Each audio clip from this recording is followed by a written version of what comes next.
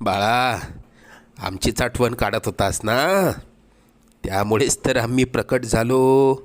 अरे मायबाप मानतोस ना आम्हाला. मग तुला पैशांची गरज असताना सांगायचं ना, कोणापुढेही हात पसरू नकोस. लोक 2-4 हजारांची मदत करतीलही, पण तुझ्या मागे सर्वांना तुझी मजबुरी हसत सांगतील. आता तुला कोणापुढे हात पसरण्याची वेळच येणार नाही. तू आजपर्यंत भरपूर दुःख सहन केलंस. लवकरच तुझ्या रडक्या भाग्यात सुखाचे दिवस येतील.